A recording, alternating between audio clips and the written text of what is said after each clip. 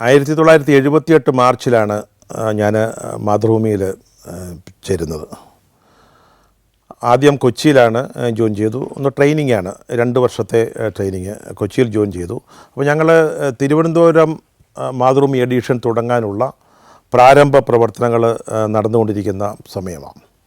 അപ്പോൾ എന്നെ ആ വർഷം അവസാനം തന്നെ, അതോ അതിൻ്റെ പിറ്റേ വർഷം ആദ്യമാണോ, തിരുവനന്തപുരത്തേക്ക് ട്രാൻസ്ഫർ ചെയ്യുന്നു.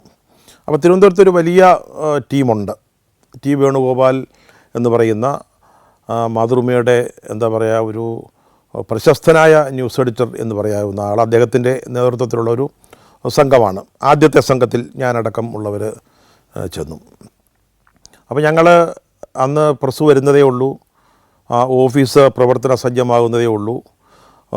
പെരുന്താന്നിയിലുള്ള ഒരു അമ്മ വീടാണ്, 16 കെട്ടിടത്തിലാണ് ഞങ്ങൾ ആദ്യം എഡിഷൻ തുടങ്ങുന്നത്. അപ്പോൾ അതിനുള്ള ക്രമീകരണങ്ങളൊക്കെ നടന്ന് വരുന്നതേ ഉള്ളൂ. അപ്പോൾ ഞങ്ങളുടെ ജോലി എന്ന് പറഞ്ഞാൽ ഇടയ്ക്കിടയ്ക്ക് ഞങ്ങൾ റിപ്പോർട്ടിങ്ങിലൊക്കെ സഹായിക്കും.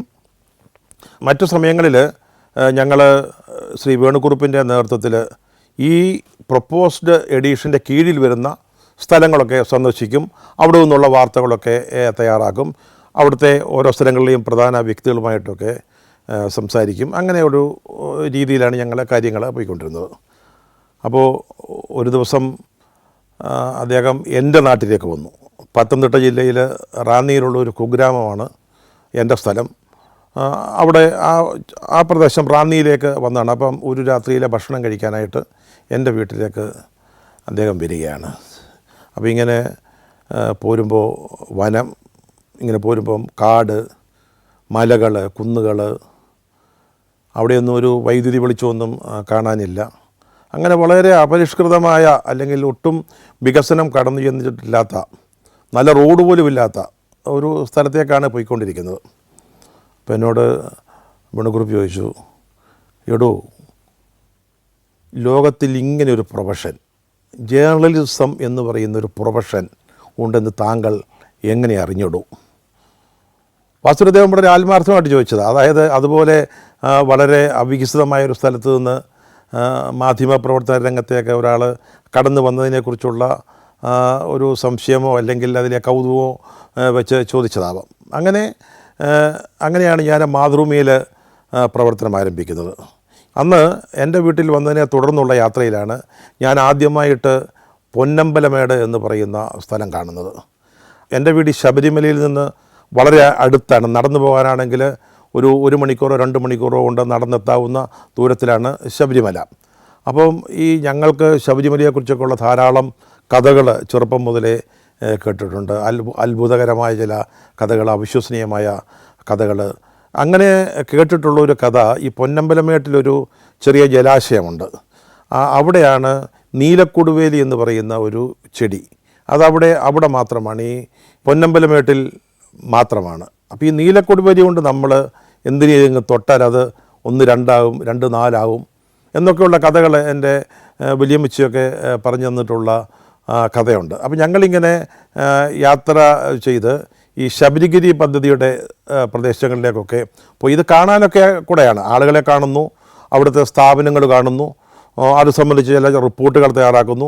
അതൊക്കെ അപ്പോൾ കൊടുക്കാനും പിന്നീട് എഡിഷൻ വരുമ്പോൾ സപ്ലിമെൻറ്റിന് വേണ്ടി കൊടുക്കാനും ഒക്കെ ആയിട്ട് മാറ്ററുകൾ തയ്യാറാക്കുക. ഈ ഒരു ഉദ്ദേശത്തോടു കൂടിയാണ് ഞങ്ങളുടെ യാത്ര. അപ്പോൾ ഈ ശബരിഗിരി പദ്ധതിയുടെ പ്രദേശത്തെത്തിയപ്പോഴാണ് അവിടെ 3 ഡാമുകൾ, അണക്കെട്ടുകളാണുള്ളത്. ഒന്ന് കക്കി, പിന്നെ നാനത്തോട്, പിന്നെ മൂഴിയാറിലുള്ള ഡാം. അപ്പോൾ ഈ ആനത്തോടൊരു IB ഉണ്ട്. ഞങ്ങളവിടെ ഉച്ചഭക്ഷണം കഴിച്ചുകൊണ്ടിരിക്കുമ്പം വനംവകുപ്പിലെ ഒരു ഉദ്യോഗസ്ഥൻ ചോദിച്ചു, വേണുകുറുപ്പുണ്ട്, ഞങ്ങളുടെ യൂണിറ്റ് മാനേജർ രാമചന്ദ്രൻ നായരുണ്ട്, അവരോട് ചോദിച്ചു, നിങ്ങൾക്ക് ആർക്കെങ്കിലും പൊന്നമ്പലമേട്ടിൽ പോകാൻ താല്പര്യമുണ്ടോ എന്ന് ചോദിച്ചു.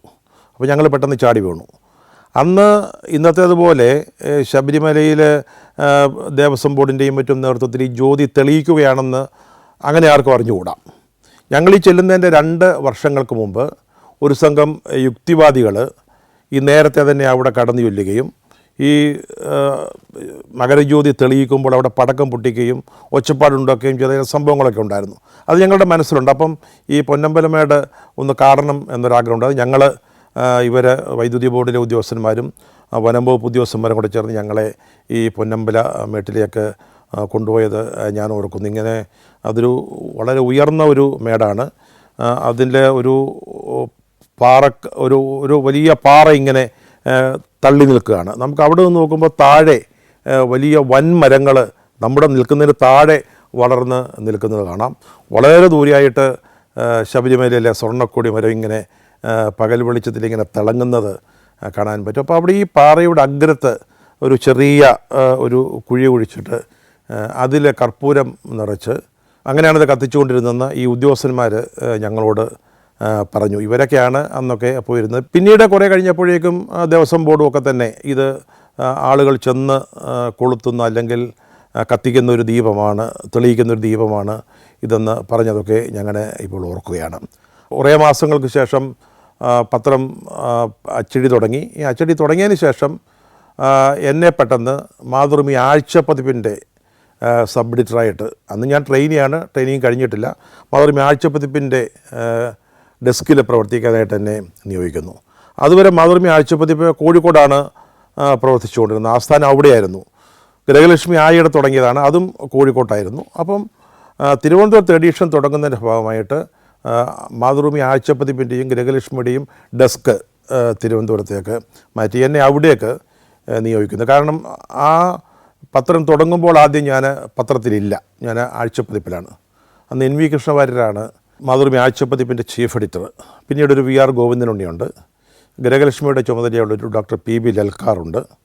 പിന്നെ ഞാൻ, എന്നോടൊപ്പം ഒരു PS നിർമ്മല നമ്മുടെ കാക്കനാടൻ ബേബിച്ചായൻ്റെ നോവലിസ്റ്റ്, കഥാകൃത്ത്, അദ്ദേഹത്തിൻ്റെ സഹോദരിയുടെ മകളാണ് ഞങ്ങളുടെ ഒരു ഡെസ്ക്. അതിനോടൊപ്പം 2 പ്രഗത്ഭരായ ആർട്ടിസ്റ്റുമാർ, രേഖാചിത്രങ്ങൾ വരയ്ക്കുന്നതിൽ കേരളം ഇതുവരെ കണ്ടിട്ടുള്ളതിൽ വെച്ച് ഏറ്റവും പ്രഗത്ഭരായ 2 കലാകാരന്മാർ, ഒന്ന് നമ്പൂതിരി, ഒന്ന് AS നായർ. അങ്ങനെ ഒരു ഡെസ്കിൽ ഏറെക്കാലം പ്രവർത്തിക്കാനായിട്ട് എനിക്ക് അവസരം കിട്ടും. ഞാനപ്പോൾ ഈ NV കൃഷ്ണവാര്യരുമായിട്ടൊരു അടുപ്പം ഉണ്ടാക്കുന്നതിന് സാധിച്ചു. അടുപ്പം എന്ന് പറഞ്ഞാൽ വളരെ വലിയ ബഹുമാനത്തോടു കൂടിയുള്ള ഒരു അടുപ്പം. അദ്ദേഹം എഡിറ്റ് ചെയ്യുന്നത് അല്ലെങ്കിൽ എഡിറ്റ് ചെയ്ത കോപ്പി വായിക്കുക എന്നുള്ളത് തന്നെ ഒരു വലിയ സന്തോഷകരമായ ഒരനുഭവമാണ്. വളരെ പ്രഗത്ഭരായ ആളുകളാണ് അന്ന് മാതൃഭൂമി ആഴ്ചപ്പതിപ്പിലേക്ക് ലേഖനങ്ങളും കവിതകളും ഒക്കെ നൽകുന്നത്. അത് ചെറിയ ചെറിയ തിരുത്തുകൾ, ചിലപ്പോൾ ഒരു വാക്ക്, ചിലപ്പോൾ ഒരു പഞ്ച്വേഷൻ മാർക്ക്, അത് NV കൃഷ്ണവാര്യരുടേതായിട്ട് വന്നു കഴിയുമ്പോഴത്തേക്ക് ആ കോപ്പി, ആ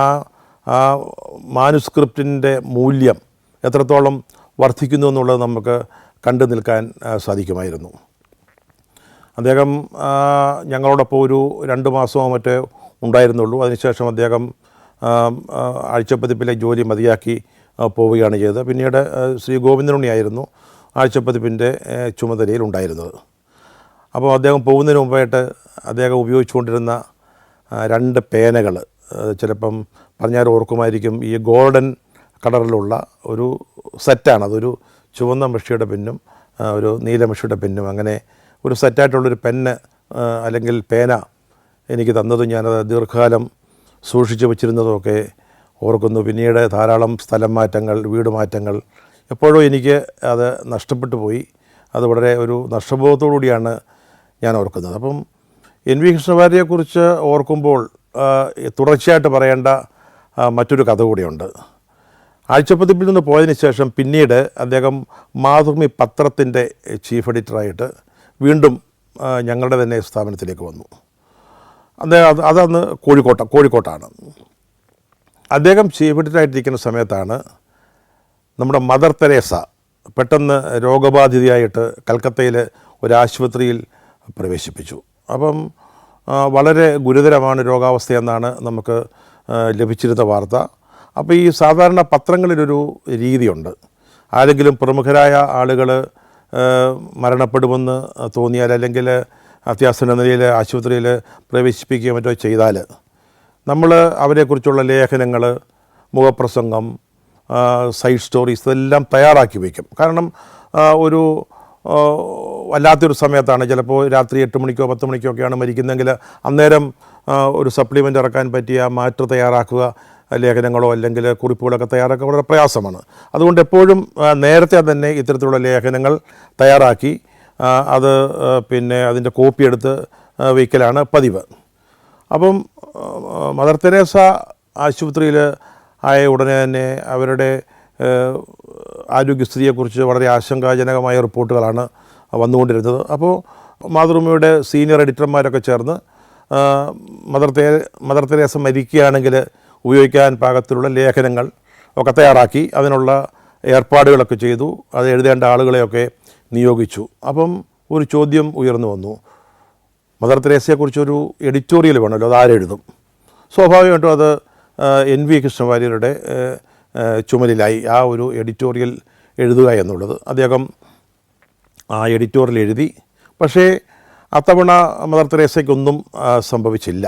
അവർ രോഗവിമുക്തിയായിട്ട് വീണ്ടും 6-7 വർഷം വീണ്ടും ജീവിച്ചിരുന്നു. പക്ഷേ NV കൃഷ്ണവാര്യർ മാതൃഭൂമിയിൽ പത്രാധിപരായിരിക്കെ തന്നെ മരിച്ചു. അതായത് മദർ തെരേസ ജീവിച്ചിരിക്കുമ്പോൾ തന്നെ മരിച്ചു. അതിനുശേഷം ഞാൻ പറഞ്ഞല്ലോ 7 വർഷത്തോളം കഴിഞ്ഞിട്ടാണ് മദർ തെരേസയുടെ അന്ത്യം ഉണ്ടാവുന്നത്. അപ്പോൾ എഡിറ്റോറിയലിനെ പറ്റി വീണ്ടും ചർച്ച വന്നപ്പോൾ ഇത് ആർക്കൈവ്സിലുണ്ടായിരുന്നു, ലൈബ്രറിയിലുണ്ടായിരുന്നു. ആ ലൈബ്രറിയുടെ ചുമതലക്കാരൻ പറഞ്ഞു, അന്ന് NV കൃഷ്ണവാര്യർ എഴുതിയ എഡിറ്റോറിയൽ ഇവിടെ ഉണ്ട് എന്ന് പറഞ്ഞു. എന്നിട്ട് വീണ്ടും മദർ തെരേസ മരിച്ചപ്പോൾ മരിച്ച വാർത്ത വന്ന പത്രത്തിൽ ഉപയോഗിച്ച മുഖപ്രസംഗം 6-7 വർഷങ്ങൾക്ക് മുമ്പ് നേരത്തെ നമ്മിൽ നിന്ന് വിടവാങ്ങിപ്പോയ NV കൃഷ്ണവാര്യർ എഴുതിയ എഡിറ്റോറിയലായിരുന്നു. ഇന്ത്യയിലെ 13 സംസ്ഥാനങ്ങളിലൂടെയുള്ള സഞ്ചാരം ഇപ്പോൾ പെൻഡ്രൈവിൽ ലഭിക്കുന്നു. ചരിത്രവും ഐതിഹ്യങ്ങളും യഥാർത്ഥ ജീവിതവും ഒത്തുചേരുന്ന ഇന്ത്യൻ കാഴ്ചകളുടെ ഈ അസുലഭ ശേഖരം സ്വന്തമാക്കാൻ 99544422 എന്ന നമ്പറിലേക്ക് ഇന്ത്യ എന്ന് SMS ചെയ്യൂ. ഞാൻ ഈ ആഴ്ചപ്പതിപ്പിൻ്റെ കാലത്തെക്കുറിച്ച് പറയുന്ന സമയത്ത് ഞാൻ ഓർക്കുന്ന മറ്റൊരു സന്തോഷകരമായ കാര്യം, എനിക്ക് ആദ്യമായിട്ടൊരു അവാർഡ്, പത്രപ്രവർത്തനത്തിലുള്ളൊരു award, Karunakaran Nambiar award, Kerala press academy ഏർപ്പെടുത്തിയ അവാർഡാണ് എനിക്ക് ആദ്യമായിട്ട് ലഭിക്കുന്ന അന്നാണ്. ഞാൻ അന്നും പിന്നീടാണെങ്കിലും ഒരിക്കലും അവാർഡുകൾക്ക് വേണ്ടി ഒരു എൻട്രി അയച്ചിട്ടില്ല. അത് എന്തോ എനിക്ക് അതിനോടെന്തോ ഒരു യോജിപ്പില്ലാത്തതുകൊണ്ട് ഞാൻ ഒരിക്കലും എൻട്രി അയച്ചിരുന്നില്ല. അന്ന് അയച്ചത് PB ലൽക്കാറാണ്. എൻ്റെ സ്റ്റോറി എന്ന് പറയുന്നത് സാംസ്കാരിക റിപ്പോർട്ടിങ്ങിന് വേണ്ടിയുള്ള അവാർഡായിരുന്നു. അതപ്പം എൻ്റെ എൻട്രി സോണാൽ മാൻസിംഗ് എന്ന് പറയുന്ന നർത്തകിയെക്കുറിച്ചുള്ള ഒരു വാർത്തയായിരുന്നു. അന്ന് സോണാൽ മാൻസിംഗ് തിരുവനന്തപുരത്തൊരു പ്രോഗ്രാമുമായിട്ട് വന്നതാണ്. അവിടെ വെച്ചാണ് ഞാൻ ശ്രീമതി സുഗതകുമാരി പറഞ്ഞതനുസരിച്ചിട്ട് ഞാൻ അവരെ പോയി കണ്ട് മാതൃഭൂമിക്ക് വേണ്ടി ഒരു ഇൻ്റർവ്യൂ തയ്യാറാക്കി. അപ്പോൾ സോണാൽ മാൻസിംഗിനെ സുഗതകുമാരിക്ക് നേരത്തെ അറിയാം. അപ്പോൾ എന്നോട് സുഗതചേച്ചി പറഞ്ഞു, നിനക്ക് അറിയാമോ സോണാൽ മാൻസിംഗിനെ? ഒഡീസിയിലെ ഏറ്റവും അന്ന് ജീവിച്ചിരുന്നവരിൽ ഏറ്റവും പ്രശസ്തയായ നർത്തകിയാണ് ഒഡീസി. അപ്പം നിനക്ക് എന്തെങ്കിലും ബാക്ക്ഗ്രൗണ്ട് അറിയാമെന്ന് ചോദിച്ചു. ഞാൻ പറഞ്ഞു, ചേച്ചി എനിക്കറിയില്ല.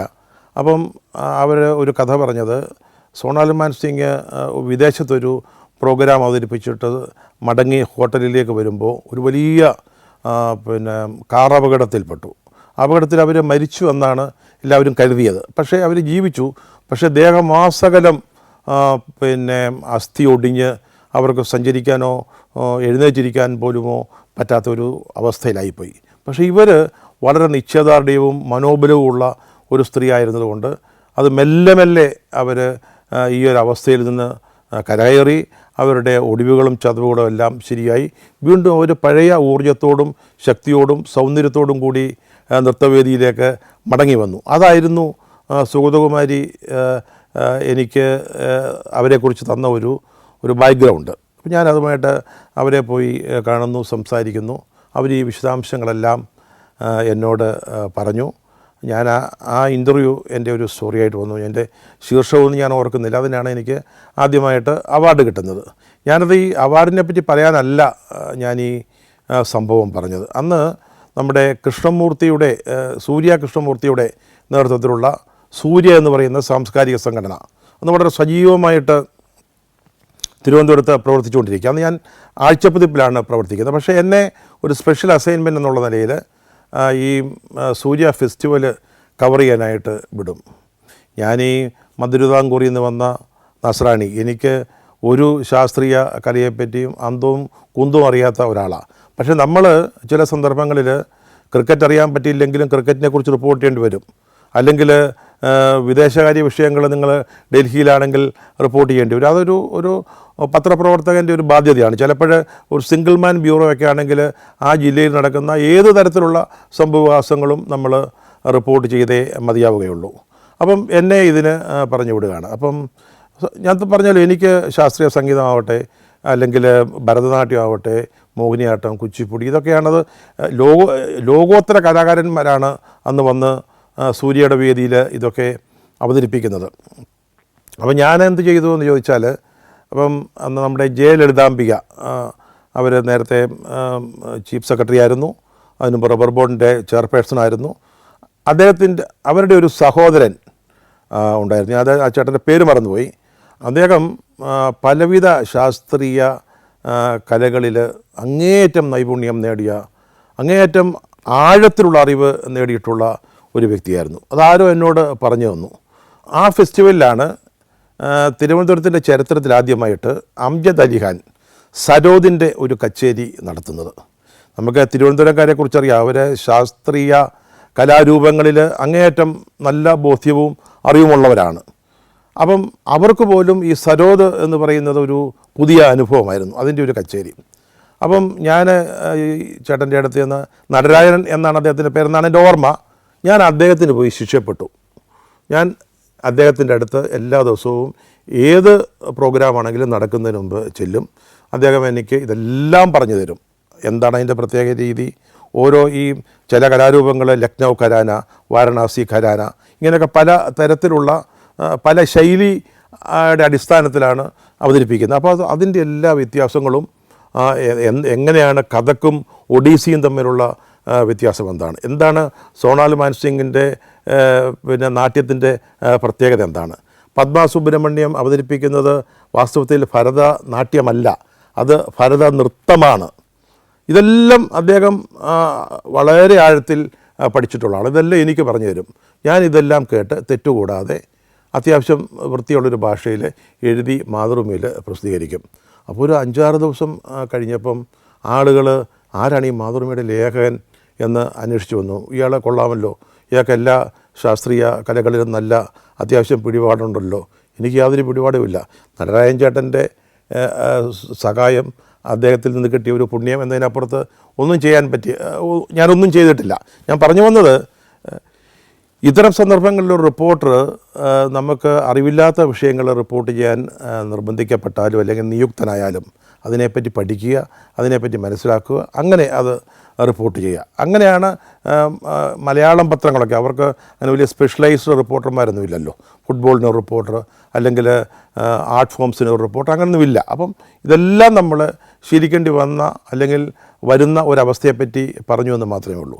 ഈ സൂര്യയുടെ ഫെസ്റ്റിവലുകൾ ഞാൻ കുറേ വർഷങ്ങൾ റിപ്പോർട്ട് ചെയ്തിട്ടുണ്ട്. അപ്പോൾ എനിക്ക് ധാരാളം പേരെ കാണാനും അഭിമുഖ സംഭാഷണങ്ങൾ നടത്താനും ആഴ്ചപ്പതിപ്പിലോ അല്ലെങ്കിൽ പത്രത്തിലോ പ്രസിദ്ധീകരിക്കാനും സാധിച്ചിട്ടുണ്ട്. ഞാൻ നേരത്തെ പറഞ്ഞ അംജദ് അലി ഖാൻ, പത്മ സുബ്രഹ്മണ്യം, യാമിനി കൃഷ്ണമൂർത്തി, സോണാൽ മാൻസിംഗ്, ചിത്ര വിശ്വേശ്വരൻ, അങ്ങനെ നിരവധി കലാകാരന്മാരെ.